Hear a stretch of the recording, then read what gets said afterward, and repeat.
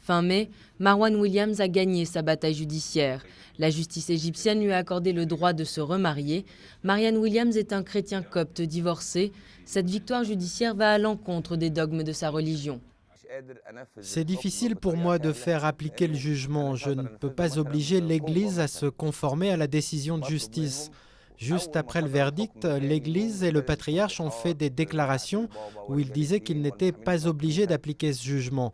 Ils sont clairs là-dessus, ils refusent de l'appliquer. Face à la décision de la justice, les plus hautes instances de l'Église copte brandissent les instructions de l'Évangile. Les conditions pour le divorce et le remariage sont très strictes et hors de question que la justice civile se mêle des affaires de la religion. Autoriser les chrétiens coptes divorcés à se remarier, ce n'est pas une question juridique, c'est une question religieuse qui ne peut pas être retirée à l'Église. En Égypte, les chrétiens coptes représentent 10% de la population dans un pays en majorité musulman. Pour bénéficier du divorce, certains coptes n'hésitent pas à se convertir à l'islam.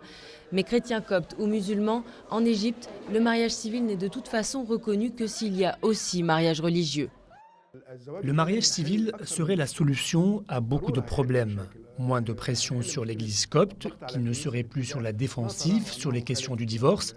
Moins de pression aussi pour le gouvernement, qui est actuellement considéré comme hostile à l'Église.